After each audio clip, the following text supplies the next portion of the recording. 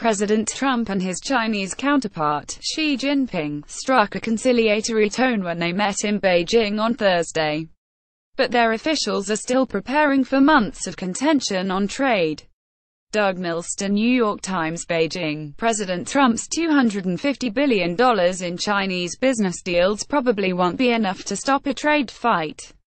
Mr. Trump met with his Chinese counterpart, Xi Jinping, in Beijing on Thursday, offering personal praise and qualified criticisms of China's trade practices. China, in return, offered modest concessions on some thorny trade issues. The two sides also pointed to what they claimed were billions of dollars of deals between Chinese and American companies to show face-saving progress. But behind the scenes, Washington and Beijing are gearing up for what may well be months of contentious relations between the world's two largest trading partners. After initially focusing this year on renegotiating the North American Free Trade Agreement and the United States Free Trade Pact with South Korea, Trump administration officials plan to pursue previous promises to investigate what they call Chinese theft of American intellectual property. Lawmakers also plan to intensify scrutiny of Chinese investments in sensitive areas of the American economy. Mr. Trump hinted at coming tensions on those fronts on Thursday, saying he hoped to address the chronic imbalance in our relationship as it pertains to trade. This includes addressing China's market access restrictions and technology transfer requirements, he said, which prevent American companies from being able to fairly compete within China.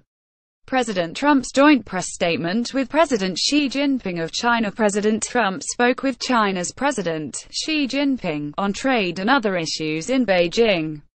Both countries face pressure to show their reasonable sides ahead of what could be a difficult fight. Mr. Trump made harsh criticism of trade with China a centerpiece of his campaign for president and faces pressure to deliver on promises to level the playing field and close the yawning American trade deficit with China. At the same time, he is seeking China's help containing North Korea, and on other issues. Mr. Trump struck a somewhat more conciliatory tone in front of his Chinese hosts. While China's trade practices are unfair, he said, that stemmed mainly from what he called the failings of his predecessors. Right now, unfortunately, it is a very unfair and one-sided one, Mr. Trump said of the two countries' trading relationship. But I don't blame China, after all. Who can blame a country for taking advantage of another country for the benefit of its citizens? Xi faces his own pressures. Though he solidified his political base at a major Communist Party meeting last month, he must contend with a maturing economy now saddled with a mountain of debt. He is also leading an ambitious plan to upgrade China's technological know-how, an effort that could be complicated by a trade fight with the United States. The two sides took pains on Thursday to show common ground. The Chinese government announced near the end of Mr. Trump's visit that it planned to reduce tariffs on imported cars and to open up its financial sector to greater competition. But Chinese officials offered no promises on when or how much they might be willing to move on either issue. The Chinese offers represented a bid to strengthen support for a less assertive American trade policy by reaching out to two industries that have a lot to lose. One is Wall Street, which has profited handsomely from helping Chinese companies and the Chinese government to buy American companies and real estate. The other is Detroit's automakers, which have seen strong sales in China of cars built almost entirely in Chinese factories by Chinese workers and robots using Chinese parts. Thanks to Chinese tariffs, cars made in the United States are too expensive to compete broadly in China. But the Trump administration's negotiators made little attempt during the visit to seek such industry-specific promises, believing that previous efforts had resulted in little progress. Instead, Mr. Trump oversaw on Thursday the signing of more than $250 billion in largely symbolic business deals. Most of them appeared to be the kinds of deals that American companies have long struck in China. Qualcomm, the chip maker, said on Thursday that it had struck deals with Chinese smartphone makers to sell them a total of $12 billion in components over the next 3 years.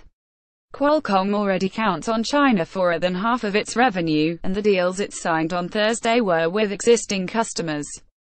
Boeing said it had agreed to sell planes valued at $37 billion at list prices to Chinese customers. Financial terms were not disclosed. Air Products Chemicals, an industrial gases company, said it would build a $3.5 billion plant with a Chinese partner to turn coal into gases, adding that it already supplied gases to the first phase of the project, in the Chinese city of Yulin. Trump administration officials and some business executives said the deals would not have occurred without Mr. Trump's visit.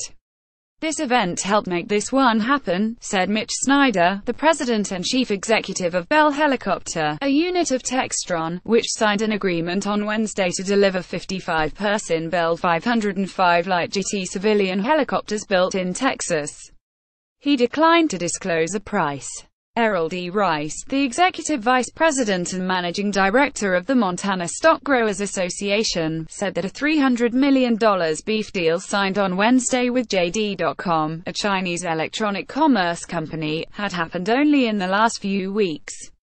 The Chinese ambassador to the United States had expressed interest in September, he said, and within 3 weeks JD.com was negotiating to buy $200 million worth of Montana beef over the next 3 years and to build a $100 million beef processing facility in southern Montana. One new agreement involved Alaska natural gas.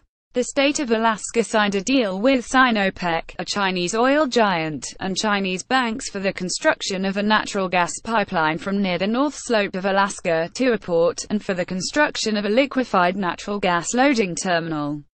China would then buy much of the gas, in a deal that American officials said could be worth $40 billion or more in the coming years.